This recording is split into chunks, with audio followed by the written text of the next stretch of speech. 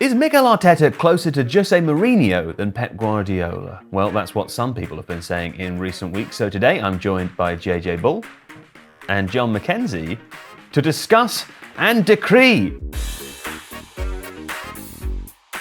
As a starting point, John, why is everyone saying that Arteta has some Mourinho similarities recently? Well, I think we should be very clear from the off that the reason why people are having these conversations is because of what has been happening at Arsenal over the last few weeks. There's been two things in particular I think that have happened. One is that they've had a couple of red cards, which obviously changes game state. The other thing is they've had a few injury issues as well, which means they've not been able to field their strongest starting 11. Because of those two things, it's allowed them to play in a specific way, which they might not normally have done. A little defensively, Yeah, exactly. So they played 10 men against Brighton. They then had a game against Spurs where they weren't able to field their starting 11 as they would have wanted to. So they were a little bit more defensively minded in that. And then there was the red card against Man City as well in what is already a game which is quite a tough one for them as well away from home. So because of that, it's opened up this little window of opportunity for people to say, oh, you know, it's because it's a bit tongue-in-cheek, isn't it? Saying that Arteta is like Mourinho. It's kind of like you can't actually win playing good football. You can only win by playing bad football. I've heard it's a meme. It's a bit of a meme, and I think it's unfair to judge Arteta on that basis. But I do think that there is an interesting through line in there somewhere, because I think you can argue that Arteta has evolved his tactics a little bit, and you can make the same argument that sort of evolution happened in Mourinho's career as well. What a tasty precursor there, JJ, because we are going to treat this meme seriously, as it were, and investigate it for all it's worth. To your mind then, if there are some similarities, as John alludes to, between Mourinho and Arteta, what do you think they are? I think the biggest similarity between the two is that they both want to do whatever it takes to win, but how you do that, maybe you find some more similarities in it. Managers have their own tactics they want to apply, but also managers have their own principles of play, and your tactics are how you apply those principles of play. Now, if we look at what Mourinho said, we can probably see a lot of similarities into what we see from Arteta. And Mourinho said, he's just said out loud on TV, because he's been a panellist lots of times, so that his principles are, well, there are 4 different phases of the game and you need to be good in all of them. And the 4 phases are attack or possession, defence or non-possession, like not having the ball, and then defensive transition and attacking transition. So the 4 phases are having the ball, not having the ball, and then trying to shift in between those 2 different states. And that's what you want to be able to do. But Mourinho, we think of as being a very defensive coach, because he's minded to try and protect his team from conceding chances and goals so that they can be better in attack. He doesn't like risk, does he? He doesn't, but like he said, you need to be good at all phases. So he says you can be an attacking team, you can be a less attacking team, you have to be good in every single moment. And we can see like what we're talking about with Mourinho's team, and let's try and find some similarities to what Arteta's doing as well. Mourinho's Chelsea were thought of as very defensive, but they always won. And the thing that Mourinho focused on was the team who makes the fewest mistakes is the one that tends to win. So if you're not giving your opponent opportunities to score, they're less likely to, and they're also going to put themselves in positions where they open up and allow you to hurt them. Which is why like his Chelsea team and his Porto team, they would press teams high, but not all the time, not relentlessly like we see from Guardiola's teams in the past, things like that. But what you would see often is that they'd be like we call it a mid-block. So you'd get like really great players like Duff and Robben would end up being like defensive wingers. Your striker would probably show them to one side, the opposition. And if you sit back here in this line, it creates this amount of space here and behind, but also you're going to be quite compact out of possession as well. So there'll be space here. This is where the space is. So the opposition is very far away from your goal, but what you want to do is create this space here by sitting deep. If you are here and the opposition open up, let's put some more players on. They're going to try and make the pitch nice and big. That's what you do. You're small out of possession, you're big in possession. So they'll open up like this, and when they start passing the ball around from here, they're going to create more space. If you're trying to press them, what might happen is that you leave space in your own team, and the opposition team can play through you, a couple of passes like that. There we go, straight to the middle, and you might end up with 5 players in front or behind the ball, and they can run at you. So that's not what you want. What Mourinho wants is to make sure that you're always protected, and maybe attack with like a diamond like this. But if you are waiting for them and they open up like this, eventually you can block all the passes. So you can put a block on every single one of the opposition so they can't get the ball through. And eventually you can't just stay here forever. So what you're going to do is maybe hit it long and you bounce, you win the ball back, and then suddenly these guys are in a bit of trouble. They're not as organised, and that's your transition from defence to attacking transition. And suddenly you've got these great players who can ping forward and score in the counter-attack. But the idea is if you don't allow this team to attack you, Therefore, you are creating your own chances to attack them, but also you're not going to be a goal behind. And if you're a goal behind, that's obviously a bad thing because then you have to try and come back. So you protect your game state, which gives you a better chance of, when you roll the dice, of getting a positive outcome. And if you're patient and wait, you can win things from that. And I think we see that in Arteta's Arsenal at the moment. Because of the games they've had to play, they're missing certain players, so they've had to adapt the way they are playing. And if they make sure they don't concede and they're patient and they maximise small variables like set pieces, which they're amazing at, we look at their open play goals and set pieces they've scored, there's a huge reliance on things like that. And so that's where they're benefiting from. And I think that's what we see. Is how John plays against me in Rocket League. Is that right? So there are sort of similarities in it, but like I think Arteta wants to be good in every single phase of play. It's just like Mourinho. You have to be good at all of them. They're not exclusive. You can't be good at one only. You have to be good at all of them. I would say though, Mourinho, we've seen it throughout his entire career, he's a little more defensive minded, I would think, because you see, rather than trying to throw players forward and try and squeeze them at the top end of the pitch, taking the risks, he removes as much risk as possible and has players who are defensive minded. So when say you win the ball at 5-a-side even and you charge up, he wants his players constantly looking behind them. So if the ball turns over, they're in the right position, normally like blocking the defensive half of the pitch so that the opposition can't then counter. It's all about denying them that opportunity. And that's why, especially when you play the mid-block, things like that, the games start looking quite boring and stodgy because you're mostly waiting for things to happen. Nothing's really happening. You're not forcing them to make any mistakes. You are just waiting for them to make a mistake. Patience. Yeah, and it looks kind of boring. And there's nothing really special about it. He's not really opening up teams. And Arteta does try and do that with build-up play, especially. Something it's Man City the other day, just constantly trying to play through this press. But that mid-block can make games look quite boring and come to a bit of a mash in the middle of the pitch. Yeah, and I alluded before to the fact that Mourinho evolved during his career as well, and I think maybe this, looking at things in this way, in terms of this mid-block, is quite a nice way of explaining why that might be the case. Because when you're in a mid-block, what you're doing is you're allowing the opposition to have the ball in their defensive line, and you're making the gamble that you're able to block all of the passing lanes through or any of the gaps through, right? This is what Chelsea 04-05, we're talking 20 years ago. What's happened since then is that teams have become much, much better at being able to build up, right? So when they're getting into these scenarios, they're able to move the ball through lines of pressure. And what that means is that the mid-block team is getting forced back. And when you get forced back, you end up in a low block. And I think part of the problem that Mourinho found as time went on was that this way of playing became much less effective because he was constantly being forced back into low block scenarios. So he became known as the guy who sits deep, doesn't want to give anything up, and then attacks the space. And I think as a play style, it just became much less effective as time went on. That's why you can then read maybe a decline through the course of Mourinho's career. There's a number of things as well that's relevant to Mourinho and what happened here is that he came in and basically every team after he came in Europe started playing 4-2-3-1 with withdrawn striker playing deeper. 20 years since, I mean, there's lots of different things now. You have teams that play completely different build-up shapes, have completely different pressing structures. Everything's different.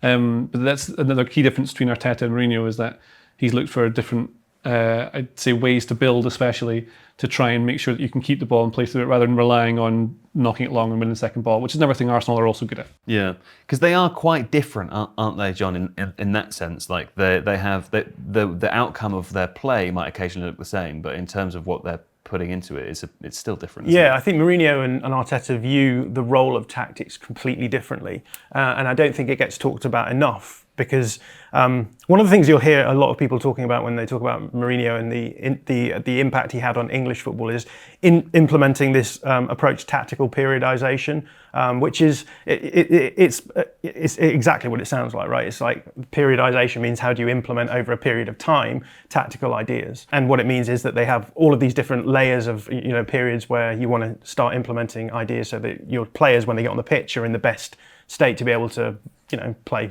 football, which is it's what all football tactics are based around, right? This idea that you want to make your teams better. But this was really the first, I think, instantiation of that. That a guy in Portugal called Vitor Frade, an academic, thought very hard about this and came up with this principle. Everyone uses this now, so that's been impactful. But there is a philosophical approach, small p, philosophical approach here that is quite interesting because Vitor Frade comes along and he says his famous phrase is football isn't linear. What he means by that is, you can't just, it's not just like 1 + 1 = 2. That's his famous phrase. That's his famous phrase, yeah. Yeah. What he wants to say is football, football is chaotic, it's dynamic, things are moving, there's lots of moving parts. It's very hard to bring it down into sort of a tactical system where you're like, just do this. You get the tactics board out and you're like, you run here, and then it will equal a goal. That's not how it happens.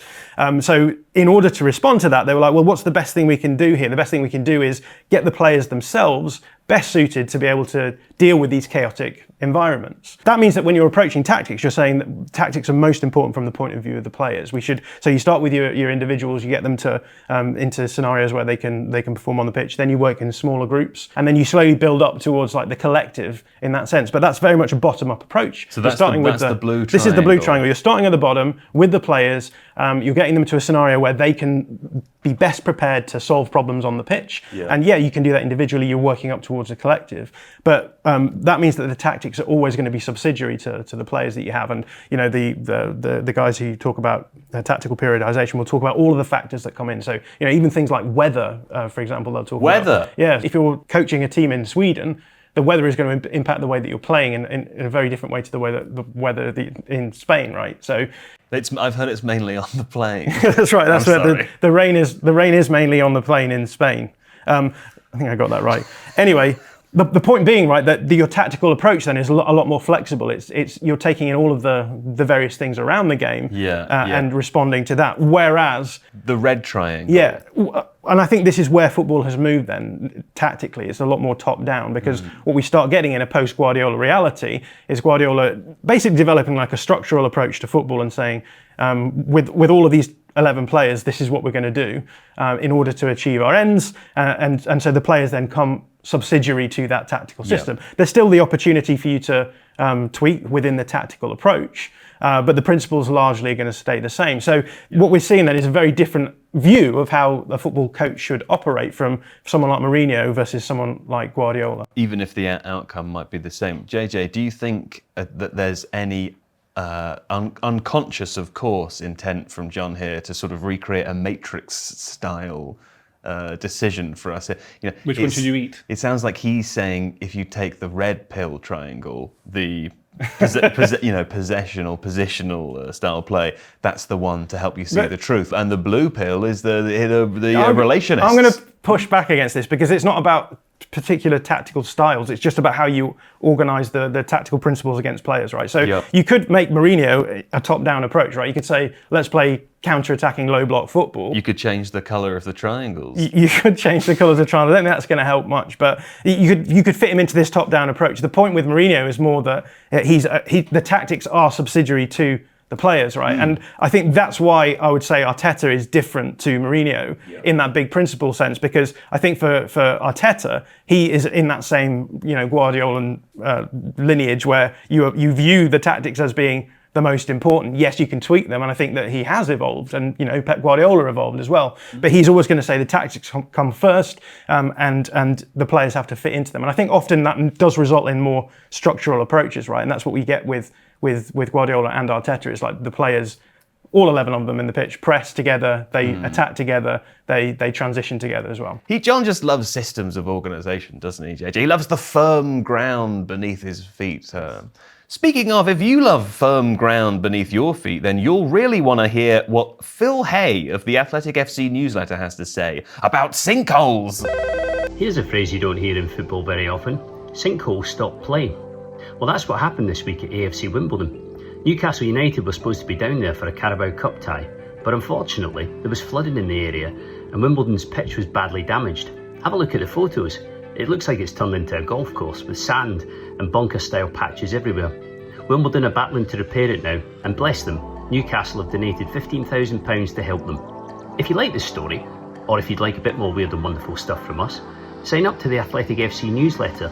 We'll bring you all the big tales and all the quirky stuff straight to your inbox Monday to Friday. Thanks, Phil. What a nice story about sinkholes. Now, I feel before we started talking about that you were going to tell me about Pep Guardiola, because of course, prior to the last couple of weeks and the meme, Pep Guardiola was the manager that Arteta was most commonly compared to. Some called him an acolyte, John. Do you think that is still the case with what you're seeing now? Yeah, well, I've just made the case that Arteta thinks about how a football coach should operate in the same way as Yeah, you sort Guardiola. of answered the question already. Yeah, but I do think that when we talk about the tactical approaches that both of those guys have, there are interesting differences that have started to emerge over the last couple of seasons. Now, What are they? let's talk about Guardiola first. So with Guardiola, I think that he's got like a fairly set tactical approach, which he's used across his whole career. Obviously, he's tweaked it. There's been evolutions of how he achieves what he wants to achieve, but the general principles are the same. And the general principle is he wants the ball. And in order to do that, he is going to try and possess it as much as possible. Now, he's decided that the area that he wants to possess the ball is as far away from his goal as possible. So what he's going to try and do is squeeze the opponent into their own third, keep them well away from his goal, and then be able to defend the situations that arise. This is why positional play is so important to Pep Guardiola, by the way, because positional play is just the tool that he uses in order to enable him to move the ball through lines of opposition pressure, such a way that he ends up just squeezing the opponent back. The ideal situation that he's going to end up with then is with the opposition squeezed into their own box and all of his players around the box like this. And they have these really nice structures, again, to be able to retain possession of the ball in these scenarios, even though there's not a huge amount of space, right? It's the opposite to what JJ was saying before. Like, usually you want to make as much space when you have possession of the ball, and you want to have as little space when you're defending the ball. This is completely the opposite. What you're doing is you're making as little space as possible when you have the ball, and then when you lose the ball, you're now in a scenario where all of this space is open. So this is why tactical people love to talk about rest defense, because rest defense just means in this scenario, it's very obvious to see why it's very dangerous to possess the ball so high up the field, because if you lose the ball, the opposition can now flood into this area and you should be able to get to the goal quite easily. And we see that happening a lot, right? City do concede a lot of goals from these sorts of fast breaks.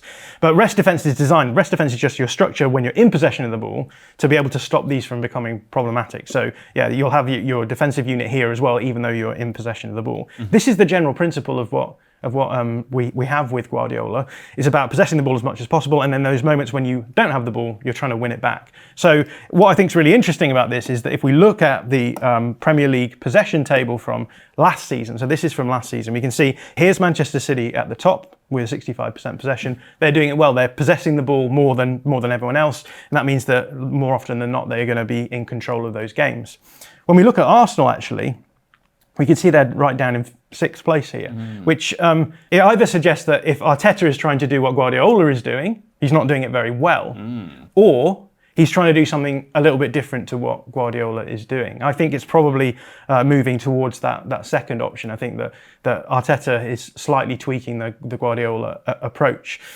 Interestingly enough, if you look at the open play expected goals table from last season, it actually correlates pretty nicely to this table as well. So Arsenal down in sixth for open play expected goals created.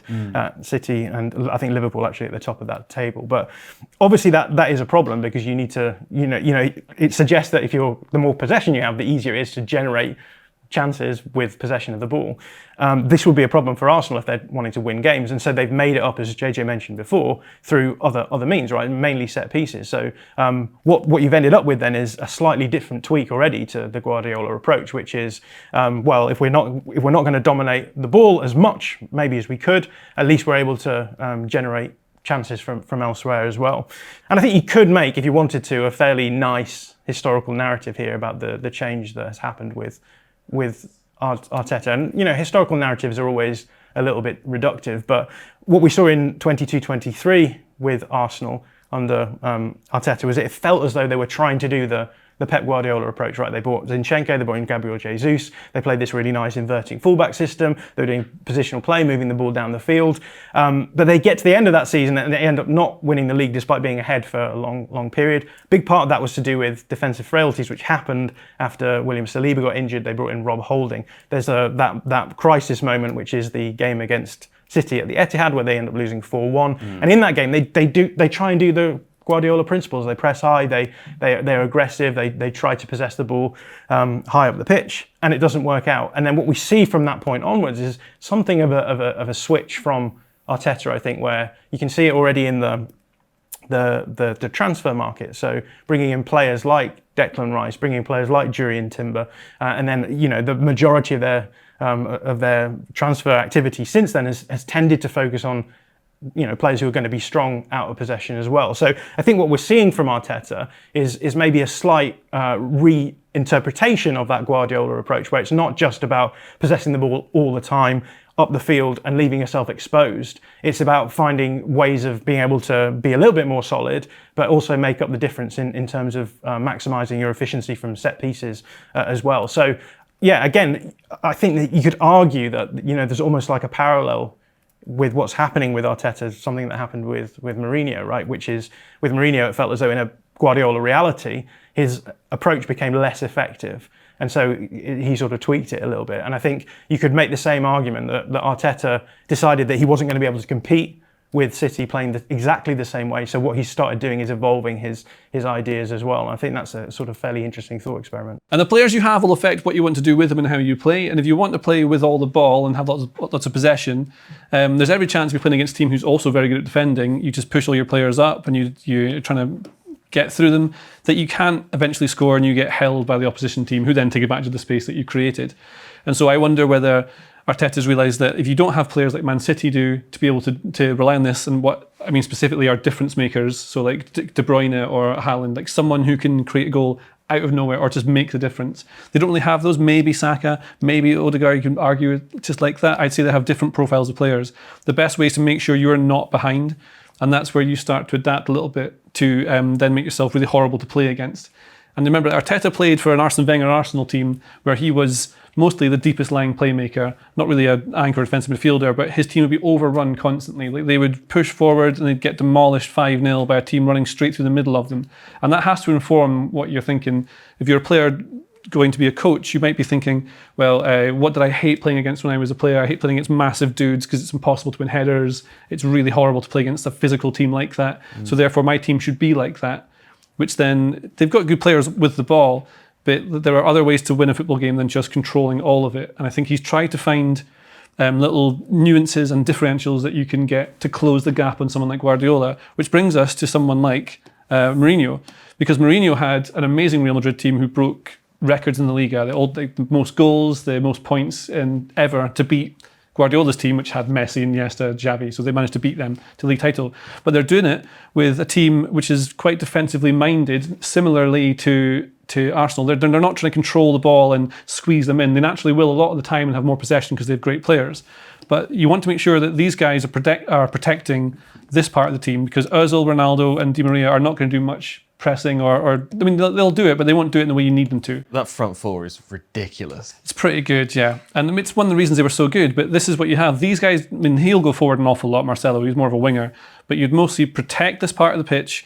You still try and like draw your opponents out to then try and hurt them, because this is where you gain the advantage. And what Mourinho did was lots of the things we talked about, the Man City game that lots of people talked about, like dark art stuff. It's where a lot of the comparisons have come from. Wasting time, feigning injuries, constant ways to disrupt the opposition of the rhythm of the opposition so that you can win. Weaseling, as you call it. It's Weaseling, yeah. So like, I mean, Mourinho was king of the weasels, and he like taught Weaseling to expert standard. He's a PhD in Weaseling. Arteta was part of Guardiola's staff at Man City, and there are times when they've also been, they do Weasley stuff. They do quite a lot. Tactical fouls, slowing the game down when you want to. Fernandinho, Prince of the Weasels. Prince of the Weasels, yeah. Prince of Darkness and the Weasels. Yeah, something like that. But what you get from Arteta now is he's just trying to find, I think, ways to win games. Like, they almost won that game. They were down to 10 men. They had to adapt a really defensive way of playing. Yeah. But they were slowing things down because it gives them the advantage. Arteta is making his team able to do that when they want to, but when they don't need to do that, when they've got all their players, they can play in different ways. So he's trying to make sure they're good in all four real phases of play, but also the secret Weaseling one. I think it's important to say it's a thought experiment we like to conduct here at The Athletic. What if John Stones hadn't scored in the 96th minute? I think you're completely right. The narrative about Arsenal this week would probably be quite different. I still think some people would be saying, oh, it's a little Mourinho light. But, you know, the triangles have decreed it, John, haven't they? The triangles have sort of said everything we need to say. Yeah, well, I think that, you know, this is the reason why Arteta can come out of the last few game weeks and still be in touch with the top of the table, because he's developed this potentially more robust way of playing, where if he doesn't have the players at his disposal to play his ideal form of football, he can still compete. And you could argue that like that's an aspect of the game that Guardiola doesn't have, right? By being super idealistic about ball possession as well. So I think it's really important for people to realise that what we're saying here is it's actually hugely complementary to what Arteta has done.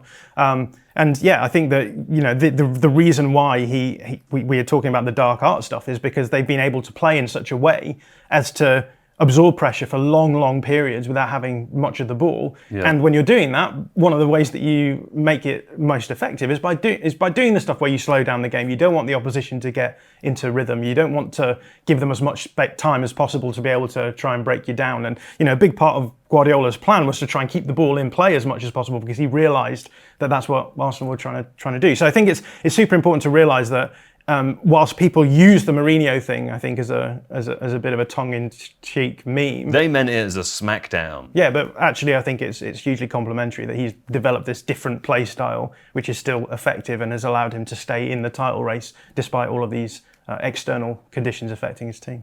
Yes, no answers only. So Arteta isn't more like Mourinho than Guardiola. That's a really complicated question. But the outcome of what he does sometimes can appear that way, and you could understand why an ordinary audience at home might make that comparison, even if in jest. It's not. Yes and no. Yes. Yeah. If you like this video, please consider subscribing to the channel. The Athletic is home to some of the world's best sports journalists, including David Ornstein, Amy Lawrence and James Horncastle. With the latest transfer news and insights on every Premier League story that matters, theathletic.com puts you inside football, and you can try it for free now for 30 days. See the link in the description.